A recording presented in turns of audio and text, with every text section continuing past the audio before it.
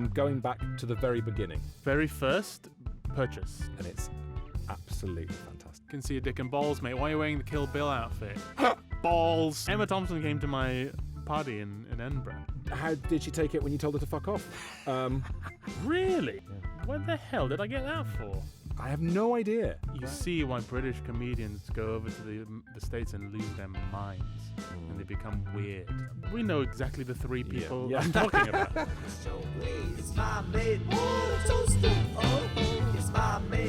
Hello, welcome back. This is My Mate Bought a Toaster, and my guest today is the fabulous stand-up comedian Phil Wang. Wow, thanks for calling me fabulous, Tom. That's very kind. You didn't have to say that. No, I know, but you are fabulous. You're fabulous. You're brilliant. You're hilarious, and I'm thrilled that you're here. And I was one of those moments when the producer got in touch and said, Phil Wang, and I went, oh my God, of course Phil Wang.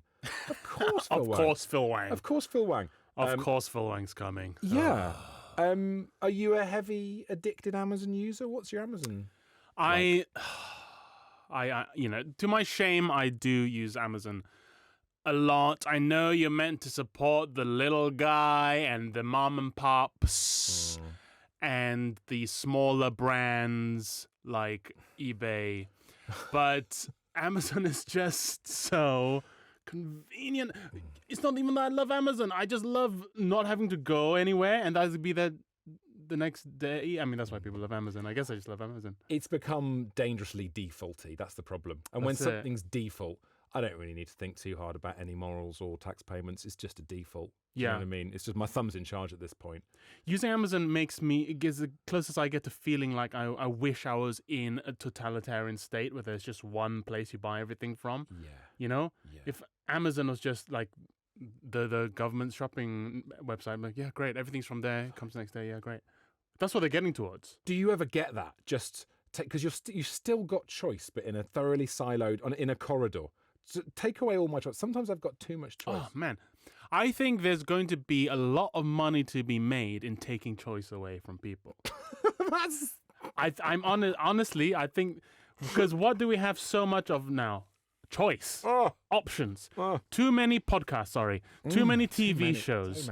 Too many comedians. Books. Too many books. Too many music. If you can find a way to monetize taking people's choices away, I think you do pretty well. Now, I can't conceive of what that might be. A cult. A totalitarian state. Hey, look, I mean, you say that, but that's what religions are to an extent. Yeah. That's what cults have always been. Take away my choice. Take away my money. It would be nice to have time off. I wonder maybe sort of dip into religion for 10 years and just have a sort of a decade off all the choices. Do you know what I mean? Just recharge your batteries a bit. Maybe. Like a gap year, a gap decade.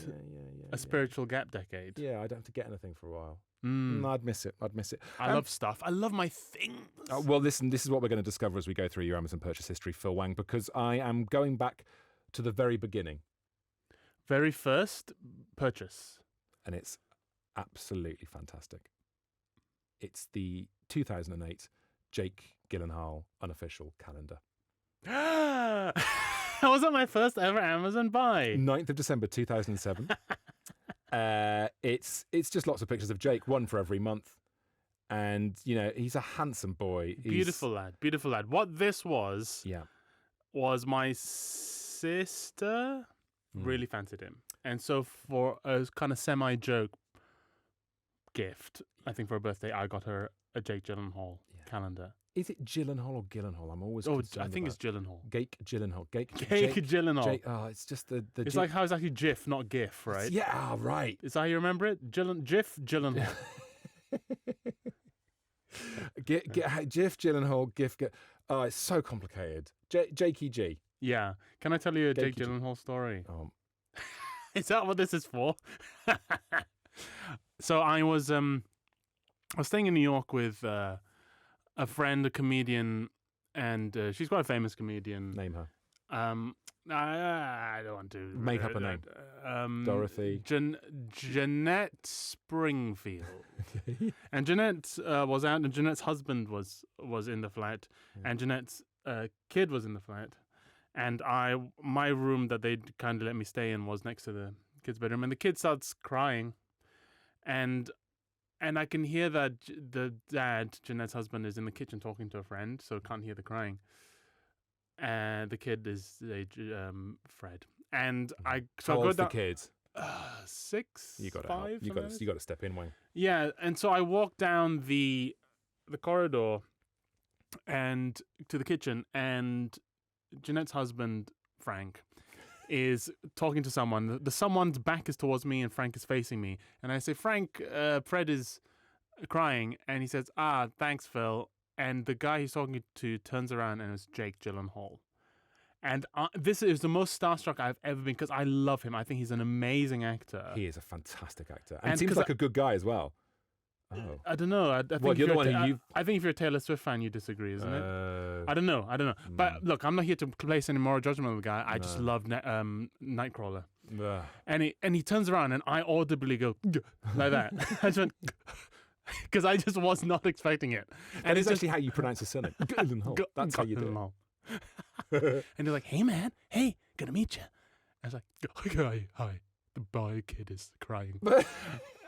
And he's the most starstruck I've ever been. And I've bumped into famous people before, but I think it was just like I was not expecting to see someone I'd only ever seen in films that I thought were great. Yeah, it's the surprise element of a Jake Gyllenhaal moment. I got Gyllenhaal. You got Gyllenhaal. It is that thing. If you walk into a lift, the doors open, and there's a Gyllenhaal. Do you know what I mean? That is if I've got a run up. If I know Phil Wang's coming in today, I can stop the sweaty palms. I can relax. I'm not. But do you know what I mean? It's if they suddenly appear and you're like, oh my God. But yeah. they must spend, when you're as famous as him, because he's an iconic guy and his face is so very famous, yeah. of which I would say now in Hollywood, there's probably less those proper faces where you That's go, right. Bing. It's all about IP now. It's less about the faces. Right. Yeah. So for him, he must spend his life seeing people going, yeah. And because it's such a striking face as well. That's what I mean by iconic. It is striking and it's so him, isn't it? Because like Tom Hanks is arguably the most famous actor in the world. But if you saw him, you're like, hey, it's Tom Hanks, But Jake Gyllenhaal's like, boink! I would suggest some faces. With sirens on ambulances that have the Doppler effect. I think some faces have a Doppler effect whereby a minute or so or 30 seconds or so afterwards, you'd go, that was Hanks. That's right, yeah. But there are certain faces, that was Tom Holland. Right. Do you know what I mean? That's yes, exactly. Certain faces you go, oh, wow, yeah. You're Gwyneth Paltrow. Do you know what I mean? It's Christopher Walken. Boink! Ding, ding, ding, ding, ding. Yeah. It's who else is there? Faces where you just... I think that's it. Yeah, I think we've done all the famous people. That's all of them done. All right, so you bought your sister... Don't do quotation marks. A calendar. It's an interesting thing, though, isn't it? The calendar of someone you fancy. Do you know what I mean? It's rather nice because it reboots every month. I still fancy Jake. Let's see what he's up to in February. Oh, yeah. Sad. That's a nice picture. Sad. It's a short month. Do you know what I mean? I think it's actually a good antidote to an infatuation because it becomes routine. Literally becomes routine. It becomes regular. It becomes mundane. It's taking infatuation to a sort of relationship, isn't it? That's right. In fact, I think if you break up with someone, you find the breakup hard, you should make a calendar of them. And that's your next year. You have a calendar. It might make future relationships a bit tense, but every picture they get smaller, or it's less and less good photographs of them. That's it. Yeah, that is such a good idea. Yeah. It's the mundanification of an infatuation. I need a breakup calendar. All right, 2007. What are you doing in your life at 2007? By the way, what's going on with you? Yeah. Wasn't that 2008? Oh, no, the calendar was for 08, so we're in 07. Oh, okay, I get you. 2007 would have been my A-level, AS levels, I guess. So 2008 was the year I started uni. That would have been in September. Okay. And 2007, I was at school in Bath, and I'd been there for about a year and a half. Very nice, Bath. Bath, beautiful place. Gave me very unrealistic beauty standards for British towns. Yeah. I thought everything was going to look like Bath. And then I went to Swindon and I realized, this is most of the country, actually. Mm-hmm. Yeah. Yeah, it's so true. There's a few little towns and cities around the UK which are just like theme parks. Often based on stone. Stanmore. They've been to Stanmore in sort of directly above London. Very nice stone. Very beautiful. Or obviously you got your Cambridges. Maybe you got your Exeters. But I would say or in Edinburgh, there's probably half a dozen of those towns or cities. That's right. And they do not reflect the reality of everything around them.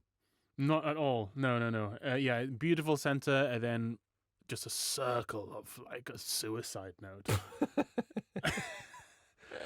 No, that moving to Bath as my first city in the UK was like losing my virginity to a supermodel. Like, where'd you go? You know, after that, you're like, oh. Yeah. Oh, I shouldn't have started there. So that your family moved to Bath. That was why you ended up in Bath. Or was that you came to Bath? My family moved. My mum's British, Right. and we grew up in the UK, but we wanted to move to the UK for sort of higher education and careers and stuff. And mum got a job as a doctor in Bath, so that's where we moved. And it was good. It was a nice choice. Good schools, beautiful city. Full of great schools. Everyone likes their rugby. You've got good transport, but you could have got all of that in, say, Newport just for 6 months. Do you know what I mean? And that's quite nearby, as you say. And then you could have staggered your way towards Bath. It's Newport. Yeah, Newport is in Wales, my right? neck of the woods. Yeah, it's pretty brutal. Nice people, lovely people. There are bits of it that I wouldn't say necessarily would end up in a calendar. Let's put it that way. And no, look, it's no Port Talbot, right? But it's what a town, what a city, what a place. But you're right. Port Talbot. You're absolutely right. It is that thing of wanting to, having to start. If you start living somewhere that is absolutely beautiful, for the rest, you've turned left on the plane. Basically, that's what's happened there. You and everything else is going to be faintly disappointing. I've got friends whose kids have travelled first class on planes. Yeah. What? Man. Why do that? Crazy. How are they going to enjoy anything? It's dumb. It is dumb. I will say, I think once as a kid we flew business class. I think Dad got it gifted to him. Business is okay. Business is still very nice. Yeah, but I asked for like instant noodles the whole flight, like 12 hours from Malaysia, and the stewardesses were so pissed off at me because I was like, yeah, another one, please, and then have to go back and they have to make an instant noodle, and then after that we're back to economy. I was like, you can't get unlimited pot noodles. That was for me was the height of luxury, was just pot noodles, so it wasn't too bad. Oh, I love a pot noodle. I think it has to be young enough that they kind of don't appreciate how special it is. I think if you're a kid, just like, well, I'm in a seat on a plane. It's fine. But if you're a teenager in your business class, that's going to ruin your life. So bad. Yeah. So bad. You're going to spend the rest of it. But we'll call it Bath syndrome. We'll call it the Wang Bath syndrome from now on. Yeah, nice. Let's move into 2008 then. Okay. And you've bought some financial crash. The financial crash is coming. Yeah. But you seem to be splashing some cash in April. A lot of purchases here. You've bought Cruel Intentions, Braveheart, a lot of movies. Oh Brother, Where Art Thou? The Elephant Man as well. All these movies in April. I don't know on why. DVD? Yeah, on DVD. What it was 2008, first year of uni, or coming up to the first year in uni, and I felt like I'm on the precipice of adulthood and I've got a lot of cultural catch-up to do. And I'm at the age now where I can watch naughty movies like Cruel Intentions. Yeah. And it's all right, and it's actually kind of sophisticated now. And so I was trying to do a lot of catching up. I was watching like The Sopranos all in one go. That might come up. Yeah. The Elephant Man. Things that I felt like you're the meant canon. to You were watch. trying to inject the canon into your eyes. And I'm still trying. There's so much stuff, man. I mean, again, we come back to our theory earlier on. Take away all choice. Take some choice away, please. Just destroy some films. Destroy them. Burn all the films. I think people not all of them. Half. Half. Do a Thanos on films. Just snap away half, please. I absolutely turned up at uni and couldn't believe how culturally anemic I was. Mm-hmm. I mean, that's coming from small town South Wales. No curiosity at all. No, extracurricular activities. Really? But you seem like a curious man. Fake it, mate. I fake it. Wow. It's all just made up. I just don't care about any of it. You don't give a shit about my Amazon purchases. Yes. I just turned up, and in a sort of like I'd watched With Nail and I a bit, and I've still never seen that. Yeah. But I've spent so much of my life going, oh yeah, I've not really watched that. If for example, the comedian Robin Ince, he just spouts. He's just an AI of cultural references and quotes, and I just sit there going, no, sorry, mate. Yeah, I don't know how people find the time. A while back, I wanted to start a night in London called the Catch Up Club. That's a great idea. We just put on movies that you're meant to have seen but haven't, and there's no shame to coming and seeing Star Wars for the first time or Goodfellas for the first time. If you need to, you could wear a mask. You could turn up. Yes. In a sort of Eyes Wide Shut way. Yeah. An orgy for the ignorant. Yeah. Why didn't you do that? I would be so up for that. It's lazy. It's very lazy. It's the problem, isn't it? It's just, These things take effort. As soon as something involves emails, I'm like, You know what I wish? I wish like the second I came up with an idea, someone would just do it. Yeah. And then say that was his idea. Yeah. Oh, listen, everything you're saying on this, by the way, so far, I'm recording it. It's my IP.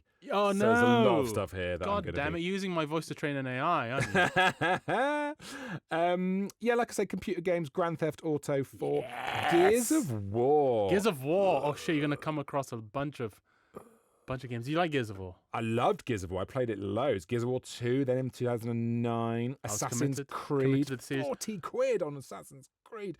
I mean, listen. Is that the first Assassin's Creed? Let me just take you very quickly through your 2009. No, it's 2. Your 2009 is amazing. Gears of War, Empire Total War, Assassin's Creed. That's it. That's 2009. I had a for lot Phil of Wang. anger. I was a boy, and I loved games, and I loved fighting and historical stuff. Mm-hmm. And I mean, look, Assassin's Creed 2 is one of the all-time classics. Mm-hmm. Ezio, Mm-hmm. you playing as Ezio? You played it? Have you played? I've not played Assassin's Creed. What? My son got it the other day and was like, "Daddy, this looks amazing." Which "Oh, one? it's Assassin's Which one Creed." do you get? My eldest son. You know which Assassin's Creed? I don't know the latest one. It was on. I've got a Games Pass now. Oh, the on PlayStation. Little Coke Zero burp there. Lovely.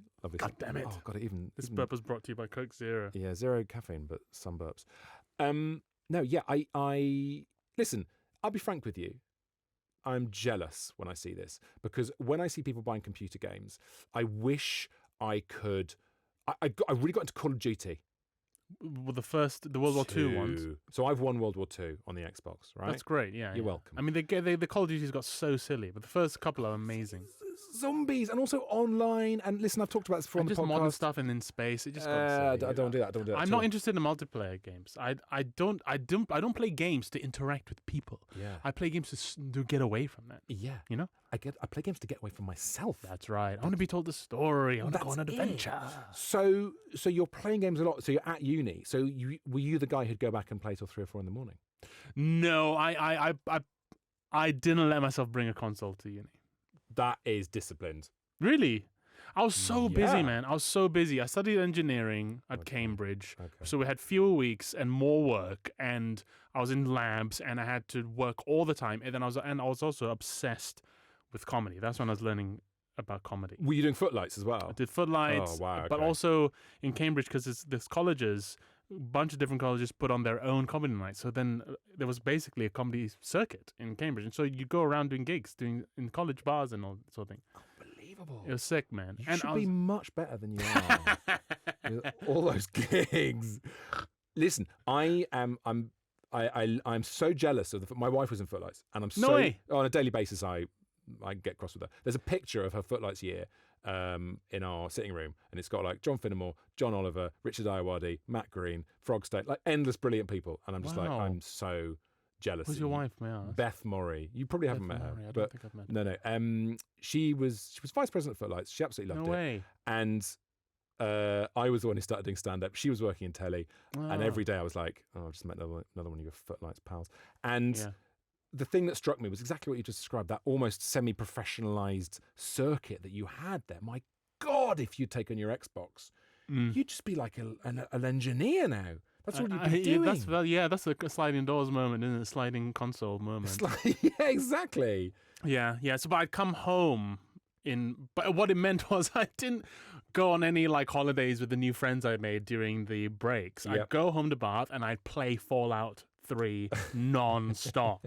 Okay, That's what I did. That's a nice system. Yeah. But at uni I didn't play games. I was just like running around doing various different things. So terms at Cambridge, because my terms at uni were like 10 weeks. Aren't they like 8 weeks? Or 8 weeks, yeah. 8 weeks? Yeah. We didn't have a freshers week. We had like a freshers weekend. We had like freshers 2 days and then went straight to work. Yeah. Yeah. And was it 3 years or 4 years?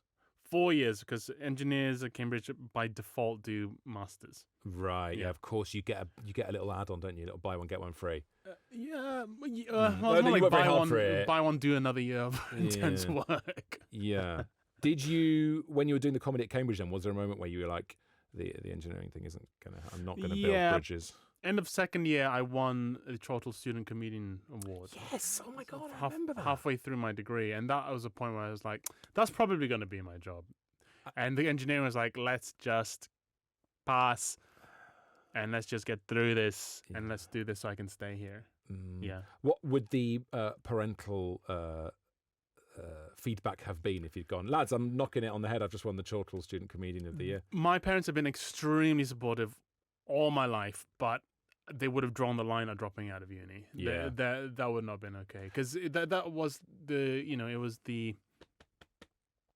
was the end point of my academic career, and I wouldn't have wanted to end that No. halfway either. I was a good student, and I'd always been a good student, and I would never have dropped out early. And to be honest, like, as I've alluded to, Cambridge is a pretty good place to do comedy. So another year. Don't be in a rush to leave Cambridge. But also, Yeah. what you've done is you've gone from Bath to the ultimate National Trust property to Cambridge. Yeah. So you're sort of hopscotching around the prettiest places in the UK. That's right, yeah. And then I guess you're just going to land on your ass in London, are you? Yeah. That's what happens. Yeah, Edgware Road. It was quite strange. But you know all your pretty karma of being in those lovely places. But you know what's interesting, right? I was in King's College in Cambridge. It's beautiful architecture, it's like you're living in a castle. Yeah. And then moved to London, Edgware Road, and I go, oh yeah, this is life. And then years later, I was invited to the House of Lords to speak to a group of Chinese Brits about being, a Chinese Brit in the media. Yeah. And entering the House of Lords, I was like, oh, it looks like King's College. And I realized, oh yeah, that's what it was built for. It was built for you to go get ready to come here. And so architecturally, there was a consistent through line. Yeah. You never saw different architecture, really. Yeah. If you were in that stream of society. And then along came things like egalitarianism. And, Boo, boo! Socialism, boo! Boo! So you don't get to live in a castle anymore. But there might be a pub nearby called the Castle. That's about as good as it can get. That's all you can get. Yeah, it's true. You are completely comfortable if that's where you've been lucky enough to grow up with progressing onto these magnificent places. You feel at home there. That's right. Yeah. What a privilege. Yeah, it's a gift. Do you feel nervous then when you go and do? Because I still like going to gigs now, especially like proper club nights. I just feel nervous. When I see people gathering and stuff, I feel like, I don't feel like I belong there. I've always felt this thing that you're describing. I've definitely always felt that going into certain buildings. I feel like, my school was quite posh and it doesn't really bother me.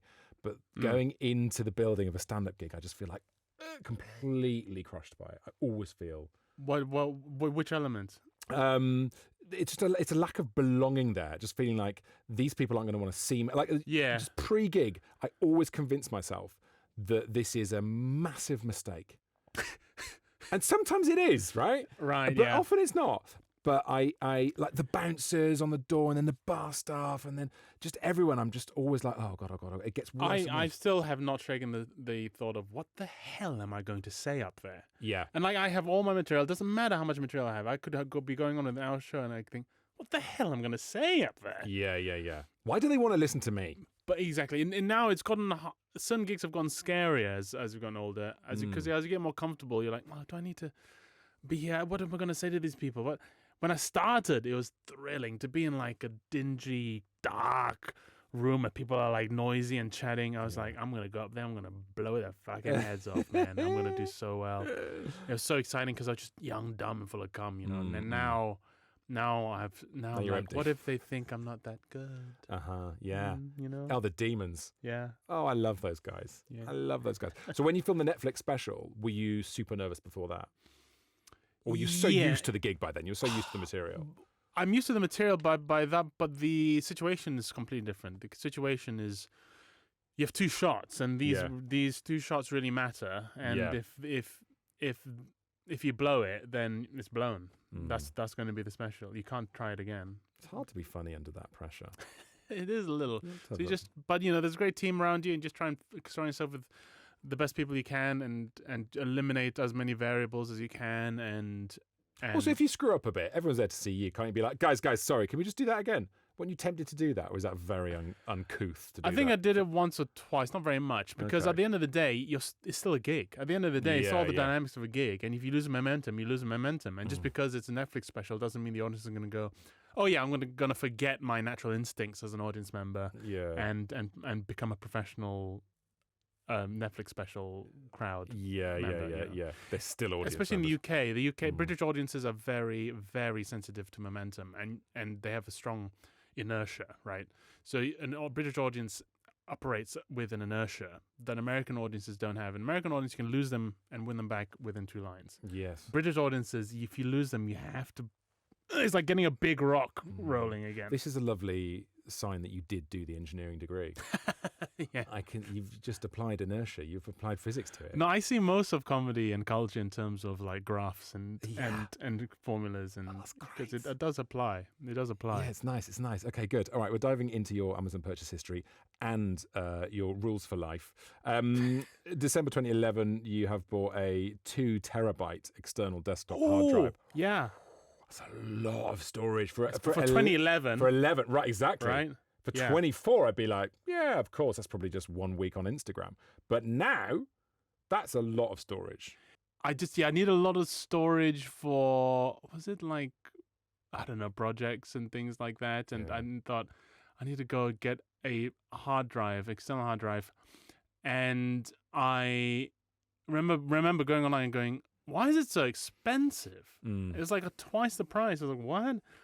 And I spoke to another engineer friend. I was like, hard drives are so expensive. And he's like, yeah, there's been a flood in Thailand. I was like, huh? And basically, a lot of these hard drives are made in Thailand, and there's a flood, and like a bunch of factories got destroyed or damaged. And I was like, wow, supply and demand is real, and the economy is a real thing, and this supply chain is real. Oh, God. And it's just one of the first in that category of adult experiences where you go, oh yeah, the world is real and things have effect. And growing up is just sort of, in your case, just slowly peering over the castle wall, and sort of, so as the older you get, the more you see over the castle. You see, oh God, all the things that are going on, all the consequences, the unintended consequences of things happening everywhere. Right, it's a lot. That's why I like going on Amazon, because it feels safe, and it feels like you can get away from that stuff. Also, I love it. Every now and again, I will buy myself a new hard drive. I never fill a hard drive. I never fill them. I always end up getting nowhere near, yeah. Do you know what I mean? You get I remember getting a 500 gigabyte one. It got to about 240, and I thought, I better get a new one. I never fill them up. It's like this endless digital extension that I'm building onto the side of my house. It's inflation. They're not. I reckon I could condense, and this might be one of the dullest things I've ever said on this podcast. I reckon I could condense my entire digital life onto a quarter of the hard drives that I've got. I recently got a new laptop, and I thought, do I shift everything over, or do I just start fresh? Started fresh. Don't miss it. You don't need anything. I had to bring over like 2 folders. Yeah. And that was me sorted. The legacy that my kids are going to have when I die, and they have to go through all these hard drives, and just find endless old crap. Oh, it's going to be. It's going to make me sad. I'll be smiling on my deathbed knowing the admin they're going to have to do. All right, so 2012 here, you have bought Criminal Minds, season 1 to 6. What? Criminal Minds? Criminal Minds, August 2012. So the end of Edinburgh, maybe 28th of August. Maybe you're leaving Edinburgh and you're going to go and watch Criminal Minds. Okay, well, first of all, I would have graduated, and end of August then I would have just been on tour with the Footlights in Edinburgh, and we're about to go to the States. Oh, okay. To do shows. So you did, the Footlights did shows in the States, or you, Phil Wang, did shows? Footlights, yeah. Okay. We did the tour show, international tour show. We started going to the States. It was very cool. It's so exciting. I've never been to America before. That was my first time. Did you discover that, I discovered when I went there, I'm about 20% funnier in America. Oh, everything's 20% better in America, because they're just like, yeah, wow, they've never even heard of you. I'll turn on America now and I'll go, hi guys, I've got a Netflix special. Whoa, none of them have seen it. But they go, yeah, right on, buddy. Yeah. They're just so thrilled. They go expecting to have a good time, and they do. Brits go kind of hoping to see a car crash. You know? And they're slightly annoyed when there isn't one. Yeah. And when there is one, you can sense they love it. Fantastic. This is good. Comedically, I'd say what you've done is a reverse Bath to London. Comedically, you know, I mean, you've altitude trained yourself. We learn and we do our craft in the UK. Then you go to America where it's just, that's right. Great. But you see why British comedians go over to the States and lose their minds, and they become weird. Go on. Because they naming no names, obviously, but we can all think of several. We know exactly the 3 people I'm talking about. And, you know, they do well here, but after years of grind, and they can still die. You can still die. It doesn't matter how big an actor you are in the UK, you can still go on stage and fucking eat it. Yeah. In America, they just get to a point where that just doesn't really happen, I don't think, anymore. Yeah. And so these people go over, and people are just treating them like gods. And the industry is like, oh my God, you're the best, you're amazing. And they lose their minds, because they're it's like a child that's been brought up eating only vegetables, and then suddenly is just given sugar Yeah. every day non-stop. Yeah. They lose their minds. Yeah. So I don't think it's good. I don't think it's mentally good for them. So you wouldn't do that because you've had a lot of success in America right now. I've done bits in America. Yeah. So there'd be options, right, to go over there and spend a good 6-month chunk over there if you wanted to. Yeah, I could do that, and I've done a You month. look like you might be about to decide. I've done a month. You know what? You've cheers. convinced me, Tom, about this Americas. I will.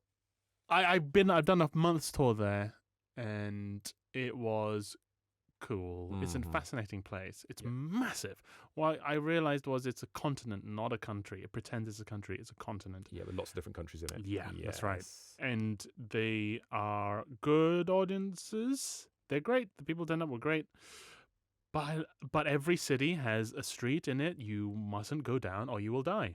And if you're not from that city, you don't know what that street is. Yeah. And I came close to being probably killed a couple of times. I saw a dead body in a car, I'm pretty sure, in San Francisco, who's just leaning against the steering wheel. Pretty sure he was dead. God. I saw a shit in a pizza box in downtown Portland. I thought I was going to die there. Complete no man's land, just tents, no police presence.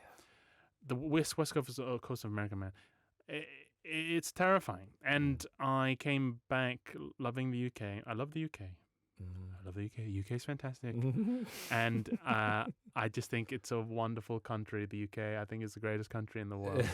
I really do. I think it's the greatest country in the world. Yeah. And someone was telling me the other day. I'm now like UK nationalist. This is great. Good. But loving your country is great. It's someone was trying to sort of persuade me of this declinist idea that Britain isn't the place for your kids to grow up and live their lives now. There's this sort of growing seam of people who believe that they should get their kids out of the UK. Go where? Where are you going to go? I was so stunned by it. Go to America and get shot? Go to Europe and watch the rise of a far-right dictatorship? Go to, I don't know, Asia and get flooded? Where are you going to go? I mean, you can get flooded in the UK. Yeah. But where are you going to go? It's been a global decline. I think we're convinced that UK is in a unique decline, and it is in pretty bad decline, but the world's kind of in decline. Of course, the UK sucked in the 70s, and then a couple of decades later, it was like the best place to be ever. So yeah. Why weren't you there when I was having that polite conversation over a glass of wine, and I went, oh yeah, I guess so. That's a good point. Sorry, can I just get Phil Wang on the line? He just wants to tell you suck. Hang on one second. I'm going to do that next time. I'm terrible at dinner party chat. I just agree with everyone. Okay, here's what we're going to do, Phil. We're going to crash on through now, okay? We're going to skip a few years out. We're going to go to 2014, okay?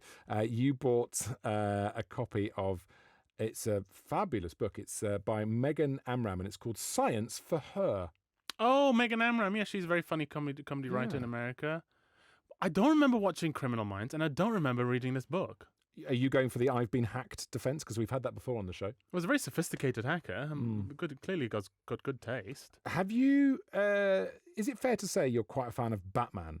Oh, yeah, here we go. Because this is like Nish Kumar's episode all over again. 6th of March 2014, Batman Volume 1, The Court of Owls. Oh, fabulous storyline. Okay. So good. Volume 2, The City of Owls. Yeah, continued on the owls. Nothing to do with Harry Potter. Proper different thing. Okay. Complete different. Batman Black and White. Hedwig does make a cameo, but is instantly killed by the Joker. He's got some news. He's dead. He's absolutely dead. The Batman Chronicles. Listen, 2014, all you've done. It's interesting how your years are very condensed, right? Very condensed. We had that year, a couple of years ago, where it's just computer games when you're back from uni, and now in 2014, you've left uni, and you are just buying endless Batman stuff. All-Star Superman. Yeah, I was just again. This is the kind of thing of like, well, comic books and comic book heroes are part of the culture. I should like go through and build a base, a foundation of knowledge of these characters. Yeah, that's what Superman was. Batman, I've always loved Batman since I was a kid. I've always loved Batman. Give me the quick sell why I should buy a comic now. Well, like, what is the now? Do you still read them now? Because that's no, because we have now experienced comic book saturation. Oh God, there's a lot of saturation on the show today. We live in saturated There's times. too much time. There's too much stuff. There's just been too much, and comic books are, for me, they just. There was a time there's a period there where if you mentioned a comic book character in the mid-2010s, before the Marvel Cinematic Universe really took off, there was a certain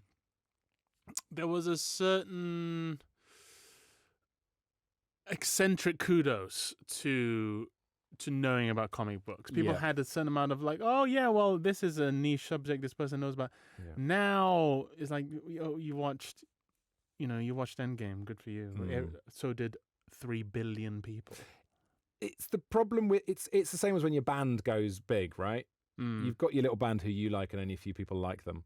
It's the same, like nerds basically reading comics and feeling like it's their special little world, and then it's just gone. It's gone massive. And you lose that intimacy with it, and that's right. Yeah. And you can sort of also, like Batman. There've been a couple of real Batman stinkers in terms of the movies now, so it's just kind of like embarrassing. Yeah. But the comics, the comics are fantastic, and there are a few classic volumes like contain stories that are absolute must-reads. Long Halloween, The Court of Owls, Dark Knight Returns, The Killing Joke. These, you can get through these pretty quickly, and they're pretty much the best of Batman, and you can get that done. Year one, that's also very good. These are solid recommendations. Okay, fine. Thank you very much indeed. All right, if you want to enter the DC universe, and before it went mainstream, man. Although it was kind of, I guess, it was mainstream. The '89 movie probably made Batman mainstream. It really did. Yeah. Okay, all right. Let's move on now. Philip, as your name is, of course, on your Amazon account. Very formal. Yeah, Philip. I feel like I'm in trouble. You don't know these people. Call me Philip. Yeah, exactly. You have bought 2 microphones in the space of 2 days. That's all you've got in 2016. That's all you bought. So what happened then? The year Trump won. Right. You needed I wanted to set up my own rallies. Right. And have a spare mic just in case. You needed your voice to be heard. You bought a lapel interview mic and a SpeedLink Specs clip-on microphone. And that is all you did on Amazon in a whole year. Really? That's it. That's your year. Yeah. What the hell did I get that for? I have no idea. I don't remember ever getting that. I mean, to film stuff, one would think, or... What was I looking to film? I don't know, man. I don't know. How suspicious. I don't remember that at all. Okay, fine. I like this. This is always interesting when people just I bought one thing on Amazon in 2016. That's all you bought. In 2017, it starts to kick off. Yeah, right. Things are starting to happen now in 2017. And there's loads of stuff in 2017. You have bought... the Numark Mixtrack Pro 3 all-in-one DJ controller. Yes, that was £188. Was it? Whoo! I think that's not too much for a controller, is it? So is that the actual DJ bit? Yeah. So it's just a little controller with the 2 decks, and you plug it into your laptop, and you can have it. So you can have the digital tracks playing, and you can do it all on a laptop, but it's so fiddly and not practical. But this just spreads everything out. It's not as cool as well for Fatboy Slim or some other contemporary DJ to be standing behind the decks on a laptop, double clicking. Because everyone sort of suspects that DJs are just on a laptop. So you have to have a little bit of kit there to make it look like you're playing a piano. A little bit of digital piano. That's a bit of theatre. Are you a DJ then? Do you? For a couple of months, I think I thought I was. I think I did maybe 2. What was the moment when you realised you used weren't? that thing twice. It was £188. I think I used it twice. Wow. What were the 2 events? And why did you realise you couldn't do it? One was an ex-girlfriend's sister's wedding. Did you tell them at the wedding you were DJing for the first time? I think that was my second time. The first time was in Edinburgh. I put on a party in Edinburgh at the Queendom. Gosh, I think I used a friend's one there. So maybe I only used that once. Wow. But anyway, this party in Edinburgh was really fun. I was really nervous about people turning up. Yeah. I thought I'm the least experienced here, so I'll start off as people coming in just to get a bit of practice. And I was playing some fun 80s stuff, and people started getting in, and it got packed. It was at the Ace Dome in Pleasance. It got fucking rammed. How good is that feeling? It was so good. And then the nerves then of going, oh God, the next song's Ace of Base. I don't know if this is going to work. Do you know what I mean? Yeah. And then Finn Taylor came on. He's got amazing taste and was really good at DJing at the time. It probably still is. And then my friend Mike came on, and he was a professional DJ. He did great. But while I was DJing, before I passed off to Finn, I was playing some 80s stuff, and I heard a voice come, sort of stooping over me, and there's a lady, and she said, "Can you play some David Bowie?" And I looked up, and it was Emma Thompson. Wow. Emma Thompson came to my party in Edinburgh. And how did she take it when you told her to fuck off? Hey, David Bowie, no way. That's incredible. And but she was like, "I just want to dance." I was like, "Lady, I'm playing." Fucking what was I even playing? Black Monday. You can dance. You just need to try a bit harder. Yeah. And I was like, "Get out of here, Emma Thompson." She was radiant. Oh my God, she was beautiful. You know these people you watch on a movie and something, you're like, yeah, they look like the other people in the movie, and then you see them in real life and you're like, fucking hell, you're beautiful. She was like glowing. Yeah, she's absolutely stunning. Yeah. She's absolutely gorgeous. Yeah. Did you play that for her? No, then? I was just a bit shook, and I just went, "Oh well, sorry, I'm actually just I'm handing off to the next person now, so maybe have a word with them." Phil. And then I looked Emma down, Thompson, and the DJ did a bit founding footlight moment, Yes, the of woman who course. won the fucking Perrier, didn't she, that year? Yeah. And you went, "No, sir, I'm handing over to Finn Taylor." What you say is, "Here's Let's Dance. Can I dance with you, Emma?" What's wrong with you? Look, man, Have you always been played, terrible with women? I played cool, a little too cool. Too apparently. cool. And I got back to DJing to pass it over, and I looked up, and she was gone, and she was in the corner chatting. She was berating the security guard about something. I don't know what it was. Slagging you off to the security guards. Saying most of Barry's bangers you can dance to. Even Space Oddity at a push. Come on. That's unbelievable. Yeah, how about that, huh? How about that? But Emma Well, Thompson is not invited to my parties anymore. But Jake Gyllenhaal is. Jake G still is. Jakey G. 7th of June 2017, Phil. And maybe this speaks to a very important yellow thing that happened in your life. You bought the yellow contemporary patent dress shoe. Oh, God. Is this because of the thing on Taskmaster, or is this pre-Taskmaster? This is pre-Taskmaster. Ah, okay. I was invited back to Cambridge to perform at a May Ball, which is a big party. Awful to do gigs at. This one was really good. This one was really fun. Because you're good. And I think coming back as an alumnus maybe helped with that. Mm-hmm. And I thought, oh, I don't just wear black tie. I'll wear a yellow suit. Oh, my God. I'm Asian. I'm a comedian. Yellow seems right. Yeah. And, well, what I'll need to go with this is a pair of yellow dress shoes. Oh, my God. You spent £45 on them. They look cool AF. They look great. And £45 is very decent. It is. For a pair of dress shoes. I think, again, wore them maybe once. And that suit is now way too small for me, but it's still up in my closet. Something to aim for.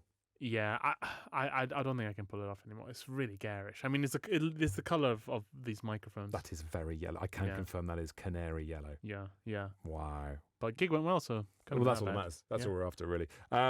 Okay. Elsewhere then in 2017, let's see which other celebrities pop up as we go through. I love that. Emma Thompson. This is becoming a tale of like various celebrity cameos. It's great. You bought The Big Necessity: Adventures in the World of Human Waste. Ah, yes. This is a writer called Rose George, whose book, whose previous book, Deep Sea and Foreign Going, was recommended to me by my late grandfather. Mm-hmm. And it is a book about the international shipping industry. And it's one of my favorite books ever. Wow. It's so good and so fascinating. And I went on the Radio 4 show, was it called With Great Pleasure or something? Between the covers. That's Sarah Cochran. Yeah. A good read on Radio 4. Well done. And I brought on Deep Sea and Foreign Going. And so this is a non-fiction book. The story of international shipping. Yeah. And you made the two other guests have to read it, because that's the format of that show. And the host said, at first I was quite annoyed that you made me read a book about shipping, but this is an unexpected delight. Those are her words. And the next day, the sales of that book on Amazon went, and I got a message from Rose George saying, "Thank you so much." No. Yeah, it just sold so many. Yeah, it turns out that show has a lot of sway. You've just paid for my new patio. That's incredible.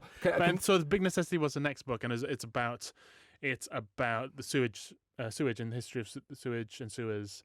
Rose George is really good at writing about industries or underground worlds that we all use all the time but never really think about. Nice. Yeah, Oh my God. Listen, if she got a spike off a good read, the spike she's going to get off my Made Butter Toaster, she'll be getting in touch again. Saying it's gone mad. It's gone mad, Phil. 5 purchases. Okay, fine. So that is the author Rose George. Who were you on a good read with? I was on with Sindhu V. Who's great. Wonderful. Yeah. And what did you have to read? And did you read it? Gachar Gochar was her choice of book. And it's set in India, and it's about a man and his new wife. I think it's about a marriage and ants. It's very good and very short, which is my favourite attribute of a book. One of those ones where you can't do York Notes for a good read. This isn't a seminar. You've got to read it. You've got to actually read it. Yeah, you have to actually read it. Because that would be just so rich. It's good. I do sometimes like doing things where you have to be back at school. Like I did Mastermind, and I just studied and studied. It's great. God. It's great. Loved it. Going back into that old-fashioned routine. What you used to do. Yeah. Just sitting there and reading and thinking. Yeah, making notes. And just so much less stimulation and choices. Life was simpler. All right, look, we're crashing on through now, Phil Wang. We're going into 2018 now. And we can see all sorts of stuff. Stand Firm, Resisting the Self-Improvement Craze. That's Obviously, a good book. That's worked. So, zing. That looks great. Love that. That is by Sven Brinkman. The pace of modern life is accelerating. To keep up, we must keep on moving and adapting, constantly striving for greater happiness and success. Or so we are told. Yes, here's the twist. I like a self-help book that says, just don't. It's the anti-self-help book. I thought that was really good. Oh, that is very nice indeed. Okay, good recommendations. Also, you have bought in that year some decanter cleaning balls. Oh, yeah. I was starting to get into wine at this point. Yeah, you bought an LSA International Bar Ships decanter, a 1 litre decanter. Oh, yeah. I think I still got that one. I've got a second decanter now, a bit better. Le Creuset. But that first decanter, that was my first decanter. I was really getting into wine. Did you get into wine? How does that happen? I went on holiday with an ex to Tuscany and visiting the wineries and then drinking the wine at night from the winery up the road and being able to taste these different Chiantis and learning about the reservas and it tapped into whatever shred of autism I have, and I'm on the brink. Right. That was just like, here's something you can learn about. You can learn which grapes are from where. Yes. And what different cuvées are named for what reason. And study this. No stuff. I think that's why a lot of certain types of men really get into wine, because it's fact-filled. Yeah. Almost the taste and opinion is almost irrelevant. It's all the facts. It's like, what year's a good vintage? Yeah. And kit, you can buy kit. You can buy stuff. Yeah, stuff. Can I just say, what I'm enjoying so far is seeing you change, right? Because we've gone computer games, comics, wine decanter, boy becomes man, the Phil Wang eras. Yeah, that's right. That's where we are so far. It's a coming of age story. I love this. Men's gold skull and wings personalized metal bow tie. Oh yes, I bought that for a Halloween party. Nice. I wanted to be like Day of the Dead. What's the James Bond movie where there's a Day of the Dead? Is it Casino Royale? No, it's the next one. Solace? No, next one. Do you know your Bonds? No, because I'm running low here. What's the next one? Nowhere to... I'm going to make up some Bond titles. Nowhere to Die, Die Another Day, Dead by Tuesday, Bond's gone. It's the one that starts off Day of the Dead in Mexico, but anyway, that's the look I was going for. Did I wear my yellow suit with that? I think I did. I think I wore the yellow suit with that because the bow was also yellow. It's also worth pointing out that the yellow suit has become a theme in your life because, of course, you wore the famous yellow thing on Taskmaster. What year did you do Taskmaster again? 2018. So, okay, which is where we roughly are now. Right. So you can see the seeds of the Taskmaster outfit. Yeah, so we should explain quickly the Taskmaster outfit that was very tight, wasn't it? It was very tight. It was the Bruce Lee outfit from Game of Death, a film he never finished.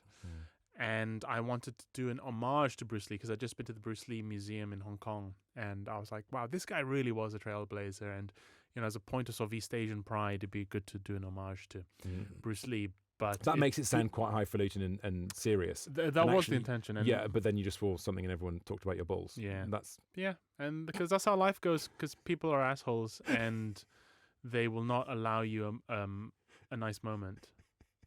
The British are assholes. To pay homage to an important part of heritage and Yeah. culture. Yeah. And all the British did was say balls. Balls. Can see a dick and balls, mate. Why are you wearing the Kill Bill outfit? I guess he likes Uma Thurman. Balls. You could go to America if you don't like it. America's still there for you. Why did Phil move to America? It was the balls thing. Just he was so upset.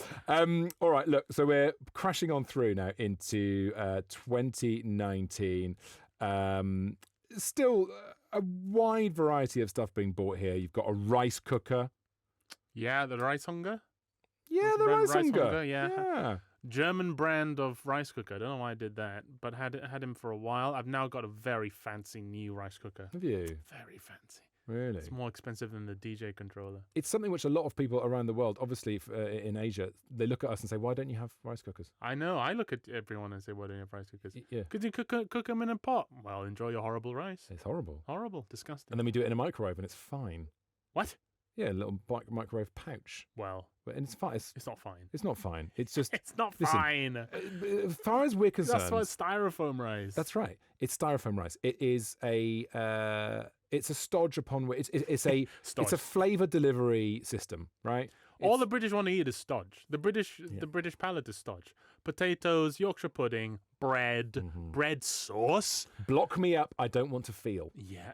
I just want to feel. I want to feel a clog go down my throat, and then less hungry. That is the British. I'm basically chewing food until it becomes a cork. Yeah, and I'm right. jamming it in. It's an emotional. I want to move my mouth until I'm not hungry anymore. Yeah, I want the feelings to go away. It's what we do. And that's it. That's the most British thing in the world, isn't it? But I want the feeling to go away. With other foods from other parts of the world, there's spice and there's flavour and there's texture.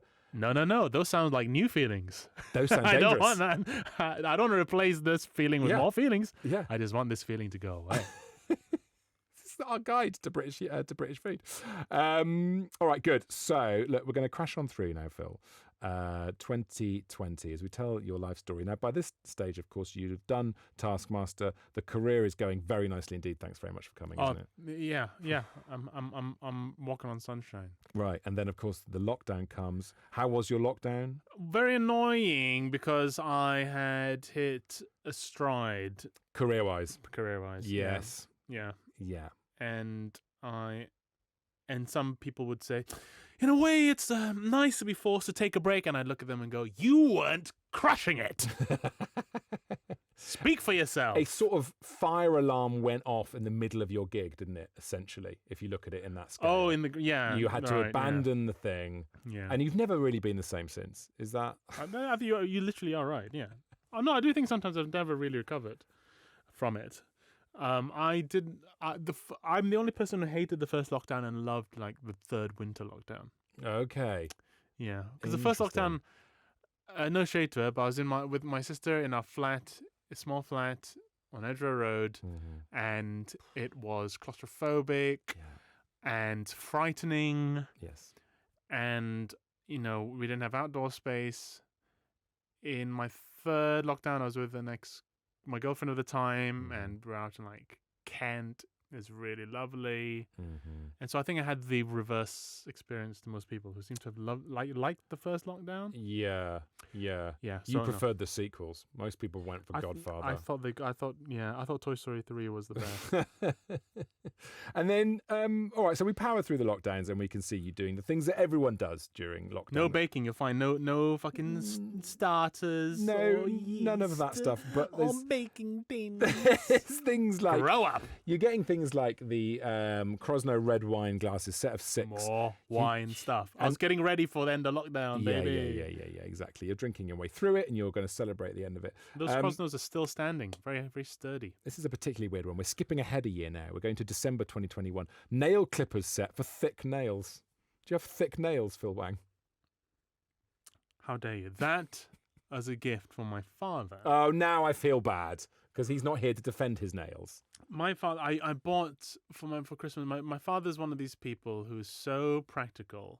He, for one, doesn't like presents, and if it's a present he doesn't need, he'll be angrier with you than if you didn't get him a present. Really? But that Christmas, I got him. He loved the Beatles, so I got him like that Paul McCartney book where it was like the history of all the songs. Yeah. And I used to, it's called Paul McCartney the songs, or the Beatles the songs. Yeah. And I got this to him. He's like, oh, thank you, yeah. Oh, Beatles, yeah. Paul McCartney, yeah. Oh, very nice, thank you. Is that as good? That's as much emotion as you can get out of him. Oh, yeah, okay, yeah. No, yeah, that's him, like, and it's like being polite and stuff. Right. And he put it away. I never saw it again. And then like the next day, Boxing Day, he was like, my nail clippers. There's nails are going everywhere. I need the one with the and he needed a nail clippers that had the sides that catch the nails, so you can throw them away. That's what this does. I didn't know that was a product that existed. And he's like, Philip, can you find this? I don't know where to get. And so I went on Amazon, and it was harder to find than you think. And I got it, and it arrived, and I gave it to him. Happiest I've ever seen him. He's like, yes, this is the one. And then like later on, he'd come up to me and say, the nail clippers are really good. Really good. And he was so happy about these nail clippers, like £3 or whatever. So it was in 2021 that you finally made your father happy. That's an incredible record. Pretty much. I love that. Yeah. Here's the Beatles, whatever. It's fine. I would say, though, I'm sort of with your dad on this. Nail clippers set for thick nails. As you say, they've got a little catcher in them. Because what I do, I don't really cut my nails. I just sort of pick at them. We don't need to know about that. But my son, it's my job to cut my son's nails. Right? Yeah. My eldest now does it himself, which is upsetting. My youngest, I do his nails. And what I do is I put them on my iPad. I put his hand on my iPad and I cut on top of the iPad. That's not what Steve Jobs had in mind. That's not what it was for. For his beautiful It product. is not. So now this could a little receiver in it. Yeah. It's Bionics design, it says here. That's really good. God, that might be my favorite. Wow, you are a dad. That might be my favorite thing. Yeah. Yeah, you're going to get one of these, aren't you? Oh, I love cutting my kids' nails. I absolutely. Do you? I get so much satisfaction from it. It does feel good. Beautiful little perfect hands, and they. And the fingers are small enough that you get the whole nail in one clump. Whole nail in one thing. Yeah. And I've got my fingernail clipper. It was made by a man called Tom, who came second, or maybe even won The Apprentice many years ago. I can't remember his surname. And he invented a nail clipper that has a gap in it, so you can see the nail as you cut it. Because of course, many nail clippers, you're going in blind. Yeah, right. And hoping for the best. And if you're doing that with a small kid, you can end up. Wait, what are you trying to see? Like, I want to see the nail. What you're clipping. I want to see exactly. So these like transparent clippers. No, there's a gap in the metal. So the metal has got a little window. Oh. So there's a clippy bit there, and there's a window here that you can see the nail. Yeah, right. Oh, Fair and it's enough. fantastic. Yeah. I get such pleasure from it. Nice one, man. Well, it sounds like you have a pretty Life's going well, mate. good nail clipping setup. Yeah. It is good. If you ever need, I just did them yesterday, I'm afraid. Okay, never mind. That would be a weird spin-off if I just started cutting your nails. All right, 2022 now, Phil Wang. Look, oh my God, there's a lot of orders here. 73 orders. Woof, yeah. That's a lot. It's a busy year, 2022. All sorts of stuff. Face cleanser, toilet brush.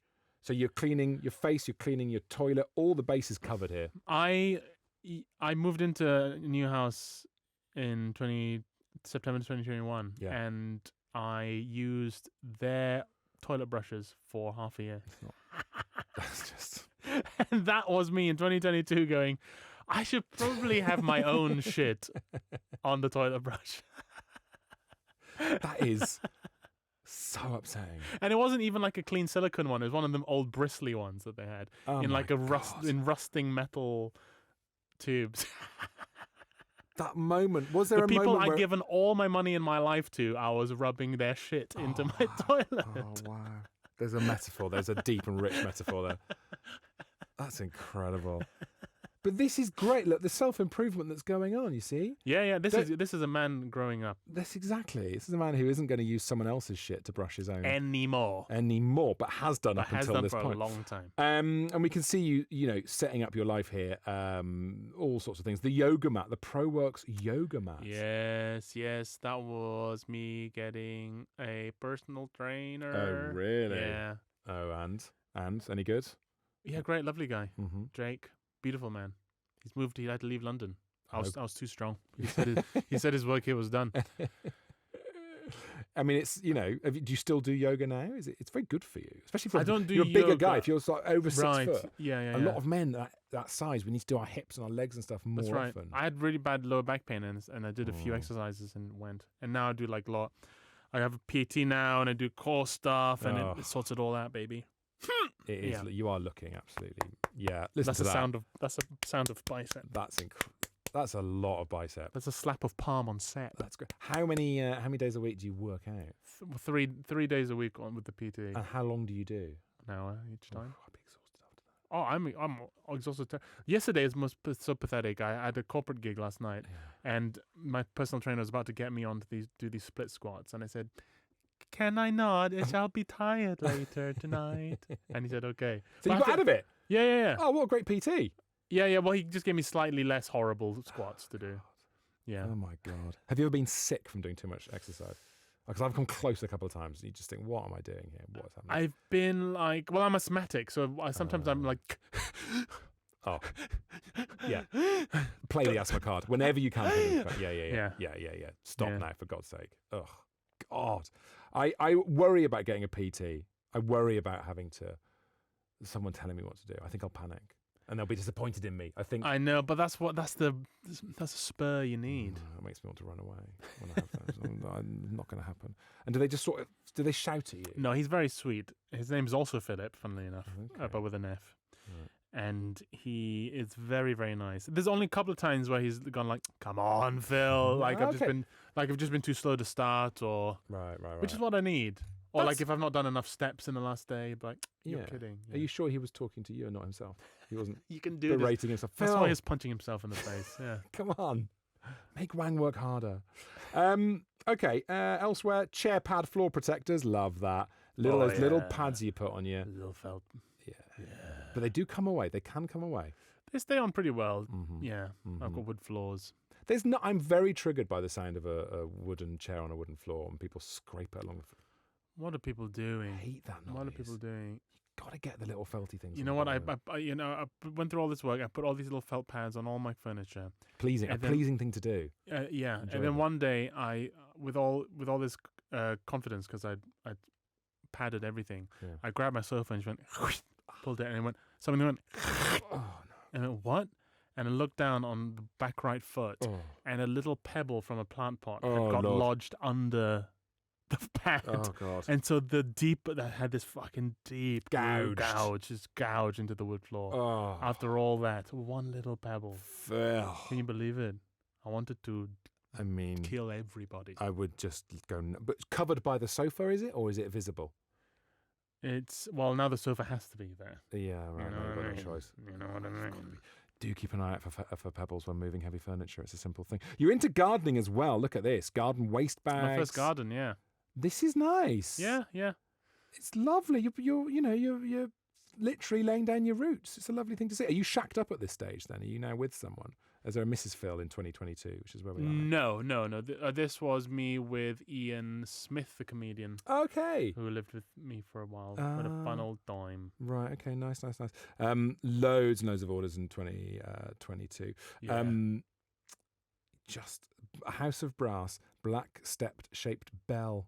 You've bought your doorbell on the 16th of August 2022. Ah, yes, yeah.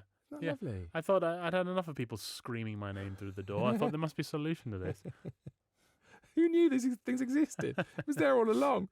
All right, let's power on through now. For what we're going to do to finish up today, we're going to look at the last few orders you've made. Okay. Oh God. Okay, because I feel like we've learned a lot about you. Yeah, I think so. Do you feel I've learned a lot about me. Right. I've forgotten a lot of this. There you go. This is why we love doing this. This is what we like to do. It's a self-improvement show, guys. You've bought in an astonishing last few months. There's some real ups and downs. You spent some money, Phil. Have I? Recently? Mate, TV money. Things are going well. These corporate gigs are going good. What have I bought? You've spent £1,300 on Sonos. Oh, yeah. That was big. Yeah, I got myself a full surround sound system. So I've got the bar, I've got a subwoofer, and I've got 2 satellites behind me. Wireless? Yep. All wireless. Does it feel like you're in a cinema? First movie I watched with it, Hercules, Disney's Hercules. Oh. There's a bit where who's Helios? Sure. Sun God takes his chariot, rides across the screen. You hear the chariot going behind you from left to right. Stop it. I was like, yes. And how much do your neighbours hate you? My neighbor came over because the subwoofer was so loud. The bass was so loud. He said, "I'm really sorry, Phil, but it sounds like there's a train going through my living room." And I said, "You're damn right there is, because this is a Sonos subwoofer." It's amazing. Get out of my house. Get out. The bass on those things travels much further than me. I don't like traveling. You don't need to put it in any particular place. It says you put it anywhere in the room. And Don't put it on the floor. No, you do put it on the floor. All right, it has to go on the floor. But then it turns your floorboards, what's remaining of your floorboards, Yeah. it turns them into a giant speaker. Right, yeah, that's it. And And you've got a then the boombox. bass is it comes from everywhere. It's amazing. But doesn't it inhibit late night viewing? Because I did have a little bit of a surround sound setup at one stage, and I'd always be like, brilliant, I'll watch a movie when everyone's gone to bed. And it's like, and it's like, oh no. Yeah, I we get can't. my app, and that's what I've had to do. Get on the app, just turn the bass down. Turn the bass down. Yeah. Yeah. I'm very interested. I would say a lot of money though. Do you spend big money easily, or do you agonize over these things? I'm actually very tight. I don't spend very much money at all. But And then when a sudden splurge. But when I do buy something, I find it very, very hard not to get the best possible one. Yeah, nice. My father kind of still this to me. He's always said like, the cheap is expensive. So true. You know, and I've kind of taken that on. The wisdom. Yeah. It's Yeah. so true. Yeah. So true. Wham Bam, 100% recycled, super strong, black reusable storage box. Yes. 31st of August. Okay. This is because I've started, because I'm I live a lovely yuppie life now. I subscribe to every Saturday. Someone on a bicycle brings me pastries and eggs. Oh, wow. And but they deliver it at like 4:30 a.m. And I've said in the request box, if you ring the doorbell, I will ring your neck. Mm-hmm. Don't leave it outside, and I never want to hear a peep. And they're very good about it. Yeah. And then one morning I woke up at like 9:30, so it's been 5 hours since this thing was dropped off. And I look out the window, and the paper bag that it usually comes in is across the driveway. And I'm like, oh, that's not, I don't think they left it there. And I went down the stairs and opened it up. And the pastry box was lying upside down. I was like, oh, it's fine. I picked it up. Nothing in there. Oh, wow. It had all been eaten by foxes. Oh, mate. And Those middle-class foxes scoffing their pastries. didn't even touch the eggs. I was like, I thought foxes kill chickens to get the eggs. Point of what they do is to get the eggs. Eggs pristine. The panna raisin, gone. Not a shred left. Oh, my God. The cronut, a mere memory. I'm so sorry. And Phil. I'm so sorry this had to happen to you. I got appreciate you sharing this. And with now us. in the notes to this service is, I've put a secure black box outside. Mm-hmm. Put the eggs in the box. Mm-hmm. Put the croissant in. Put my panna chocolate You in the do box. sound like the murderer in Silence of the Lambs. Put the eggs in the basket. There's just a slightly sinister, but that's lovely. So every Saturday morning you open the box and there's a little paper bag full of treats. But I feel like this is a great place to leave you. You know, we started with you in Bath, finishing off school, and buying with the Jake Gyllenhaal calendar. the Jake Gyllenhaal calendar, right? And that was an unexpected joy every month. And now every Saturday you have your unexpected joy of right? Lovely. The symmetry, the bookend, it's all there, Phil Wang. I think it's beautiful. Thank you so much for sharing all this stuff.